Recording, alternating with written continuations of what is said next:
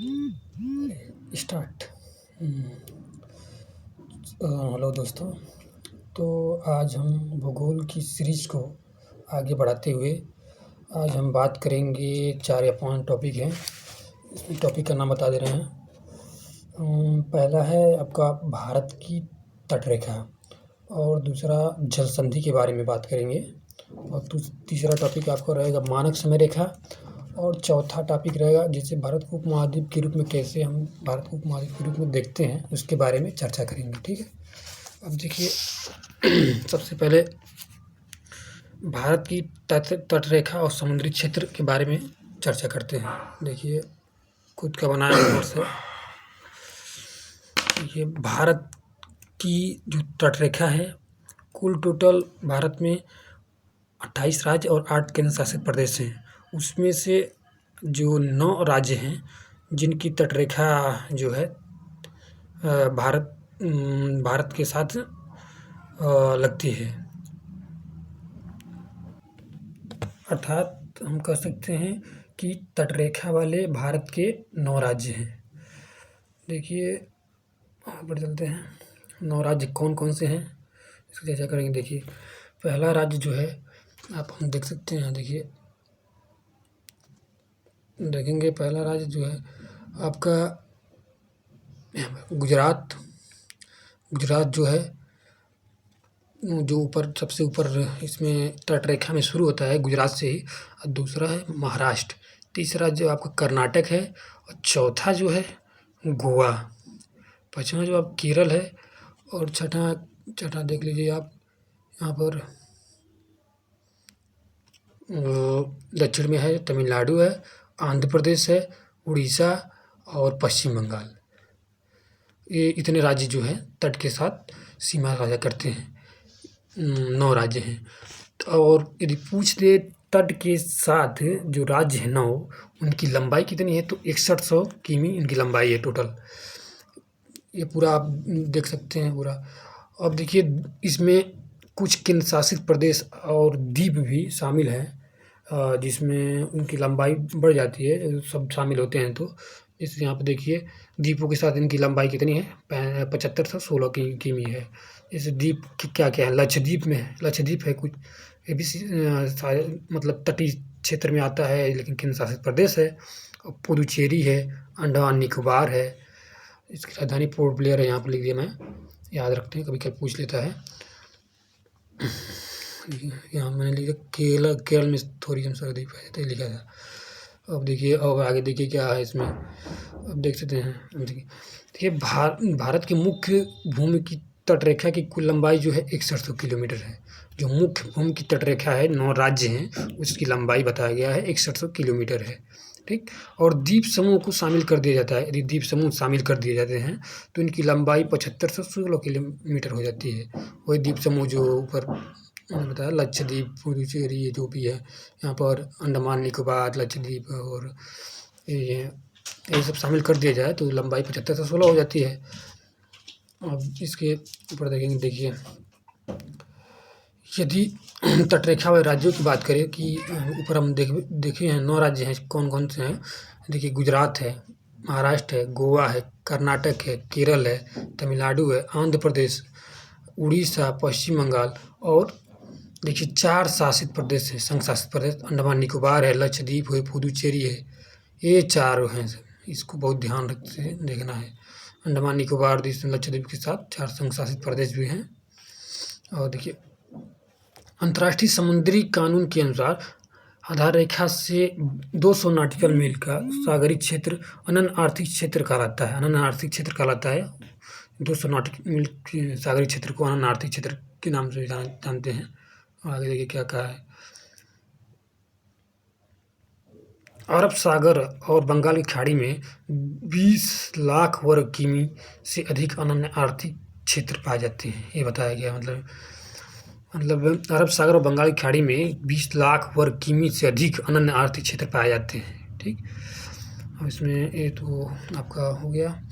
देखिए हम आगे देखते हैं, भारत के तटीय संसाधन, मतलब जो तटीय रेखा के संसाधन क्या क्या हैं। बंदरगाह हैं तटों पे, देखिए एक लंबी तटरेखा होने के कारण भारत में पूर्वी और पश्चिमी तट के सहारे कई बड़े बंदरगाह हैं जो भारत के समुद्री व्यापार में महत्वपूर्ण भूमिका निभाते हैं। बंदरगाह हैं, भवन निर्माण की सामग्री है, तटीय क्षेत्र में बालू बजरी जैसे भवन निर्माण की सामग्री प्राप्त होती है, ये सब बताया गया है। खनिज संसाधन मिलते हैं, खनिज संसाधन देख लीजिए मिल जाते हैं, जैसे केरल के मालाबार तट और उड़ीसा के महानदी बेसिन, आंध्र प्रदेश में विशाखापट्टनम तटों के सहारे थोरियम के जैसे परमाणु खनिज मिलते हैं। जीवाश्म ऊर्जा संसाधन हैं, जैसे कि हम देख सकते हैं जीवाश्म ऊर्जा संसाधन में पेट्रोलियम और प्राकृतिक गैस जैसे जीवाश्म संसाधन मिलते हैं। जैसे मुंबई हाई एक है, बेसिन क्षेत्र है, पूर्वी तट है, केजी है, बेसिन क्षेत्र है, आंध्र प्रदेश और तमिलनाडु में है। ये आंध्र प्रदेश और तमिलनाडु इधर है, देख लीजिए। अब ये टॉपिक खत्म हो गया। अब अगला मेरा टॉपिक है भारत की जो जल संधि है और अंतर्राष्ट्रीय व्यापार में जल संधि क्या भूमिका निभाती है, इसमें आगे भी चर्चा है। लेकिन जल संधि कितनी है, मतलब क्या क्या है भारत में महत्वपूर्ण जल संधि, उसके बारे में चर्चा इसमें की गई है। चलिए इसको देखते हैं, जल संधि। अब जल संधि से पहले हम जल संधि क्या है उसके बारे में जानेंगे।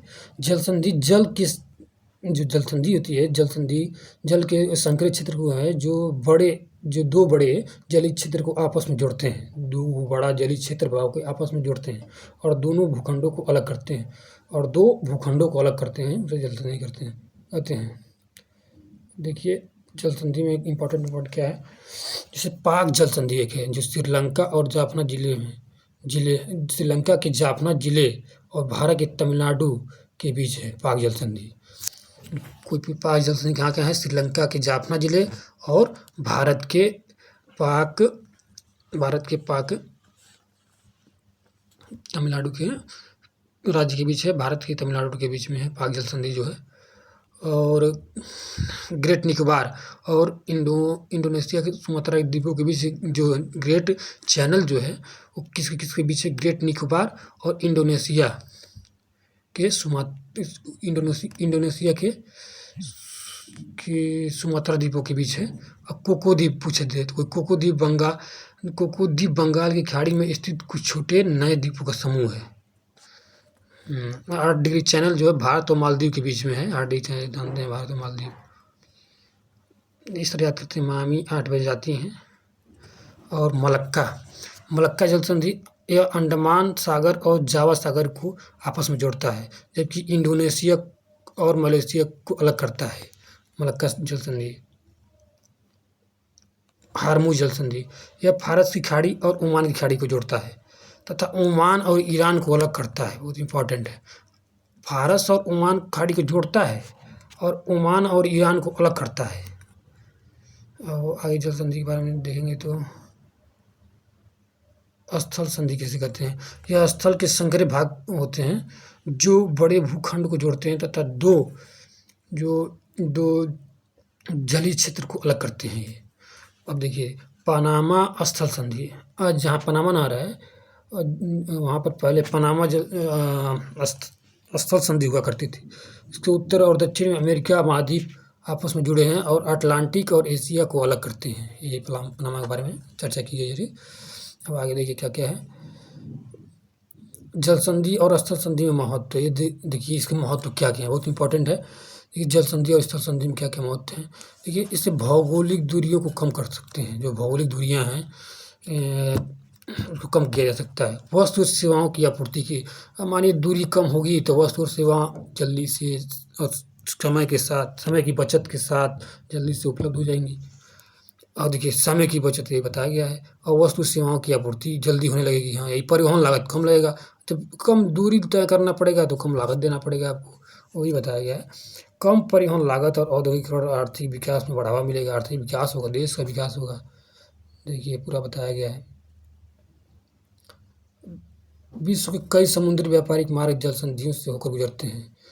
ये बंगाल की खाड़ी और प्रशांत महासागर को जोड़ने वाले व्यापारिक मार्ग मलक्का जल संधि से होकर गुजरता है। ये देखिए हो गया विश्व। अब देखिए विश्व आपूर्ति श्रृंखला के जल संधियों को विशेष भूमिका होती है, जैसे कि हार्मुज जल संधि जो पेट्रोलियम और प्राकृतिक गैसों के निर्यात के लिए अधिक भूमिका है। हार्मुज जल संधि जो है जो पेट्रोलियम और पेट्रोलियम और उसका व्यापार करते हैं। प्राकृतिक गैस जो होते हैं उसके व्यापार में अहम भूमिका निभाती है हार्मोन जल संधि जो होती है। ठीक, अब आगे की टॉपिक रहेगा, ये जल संधि खत्म हो गई। आगे का टॉपिक है भारत का जो मानक समय है इंडियन स्टैंडर्ड टाइम IST, उसके बारे में अब चर्चा करेंगे।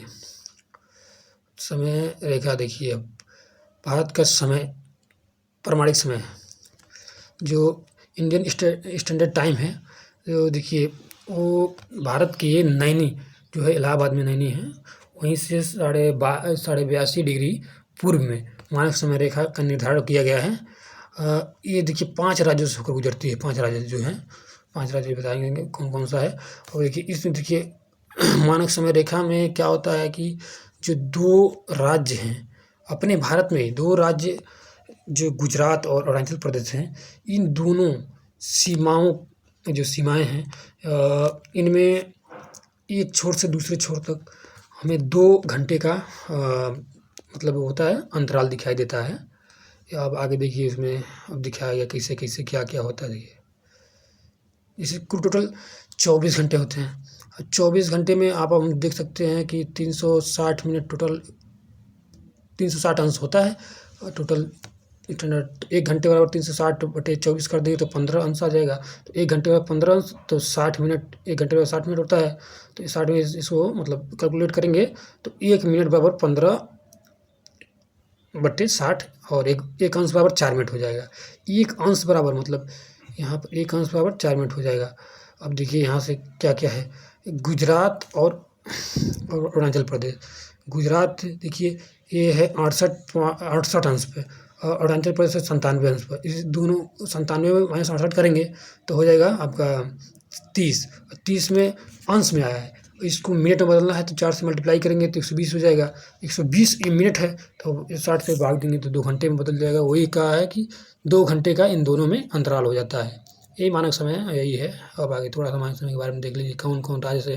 देखिए भारत का प्रमाणिक मानक समय 82.5 अंश ईस्ट पूर्वी देशांतर की रेखा से निर्धारित है, जो GMT से 5.5 घंटा आगे है। जो मानक समय जो ग्रीन मीन टाइम है उससे 5.5 घंटा आगे है। देखिए अब आगे यह रेखा 5 राज्यों से गुजरती है। पहला तो यूपी अपन है, दूसरा मध्य प्रदेश है, तीसरा राज्य छत्तीसगढ़ है, चौथा उड़ीसा है, पाँचवां आंध्र प्रदेश है गुजरती है। तथा भारतीय मानक समय का निर्धारण प्रयागराज की नैनी से होकर गुजरते हैं। प्रयागराज से नैनी से होकर गुजरता है। इसे इतना ही मानक समय रेखा में यही है, यही जानना है। और आगे भी है, डीपली है, लेकिन इतना ही जानकारी बहुत है। अब आगे देखिए कौन सा टॉपिक है हम लोग देखते हैं। भारत उपमहाद्वीप के रूप में कैसे अपनी भूमिका निभा रहा है इसके बारे में हम चर्चा करेंगे। ठीक, भारत उपमहाद्वीप की देखिए भारत उपमहाद्वीप क्यों कहा जाता है, ये पहले ये उपमहाद्वीप उस भूखंड को कहा जाता है जो किसी उपमहाद्वीप का हिस्सा होते हुए भी अपनी एक अलग भौगोलिक, सांस्कृतिक और ऐतिहासिक पहचान बना ले, उसे उपमहाद्वीप इसी के कारण कहते हैं। भारत एशिया महाद्वीप का हिस्सा है, परंतु भारत की अपनी पृथक पहचान ऐतिहासिक रूप से है तथा सांस्कृतिक विधिक है, जिसके आधार पर हम विद्वान भारत को उपमहाद्वीप का दर्जा देते हैं। उपमहाद्वीप दर्जा क्यों दिया गया बताया गया ऊपर, देखिए क्यों देते हैं कि कैसे कैसे ऐतिहासिक, सांस्कृतिक और राजनीतिक रूप से अपना अलग अलग पहचान भूमिका निभा रहा है।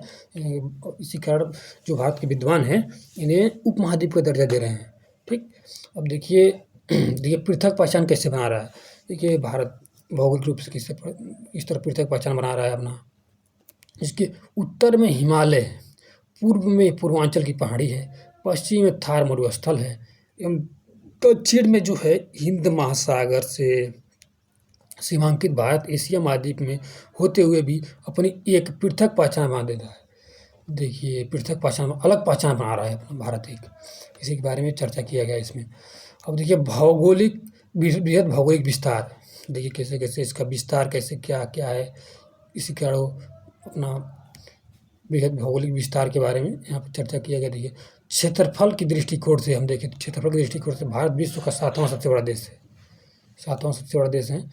और विश्व के कुल भूभाग का 2.4% भाग भारत के पास है। मतलब टोटल जो 100% उसमें 2.4% भाग भारत के पास है। भारत का अक्षांशीय और देशांतरी विस्तार भी अधिक है, जो इसे उपमहाद्वीप कहने का एक आधार है। उपमहाद्वीप क्यों कह सकते हैं, ये भी एक आधार मान सकते हैं हम इसको, कि बृहद भौगोलिक विस्तार है, इसी कारण हम। अब देखिए आगे, विविधता, ये भी इम्पोर्टेंट है आपका। भारत में प्राकृतिक विविधता के साथ साथ सांस्कृतिक विविधता भी अधिक है, अर्थात पर्वत, पठार, मैदान, मरुस्थल, नदी, वन, जीव जंतु, साथ साथ भाषा, खान पान, अवसर, वेशभूषा नहीं होता है, सब अलग अलग विविधताएँ पाई जाती, काफ़ी अधिक है। इसके आधार पर हम भारत को उपमहाद्वीप कह सकते हैं, उपमहाद्वीप कहने का दर्जा दिया जा सकता है। अब ऐतिहासिकता, भारत का इतिहास अत्यंत प्राचीन है। यहाँ सिंधु काल से ही सभ्यता और संस्कृति का विकास हुआ है, जो निरंतर जारी है। कुछ विद्वान यह प्राचीनता के आधार पर भारत को उपमहाद्वीप को उचित मानते हैं। ऐतिहासिकता के आधार पर सिंधु घाटी सभ्यता के समय से ही पुराने लोग की संस्कृति और सभ्यता, हम लोग का विकास बहुत तेजी मतलब निरंतर हुआ था। इसी कारण विद्वान ऐतिहासिक साक्ष्य के रूप में रखते हुए इसे दर्जा देते हैं कि भारत एक उपमहाद्वीप के रूप में अपनी अहम भूमिका निभा रहा है। इतना था आज के लिए, बस इतना ही। Thank you. Subscribe my channel and share. Okay, thank you, नमस्कार। ओके।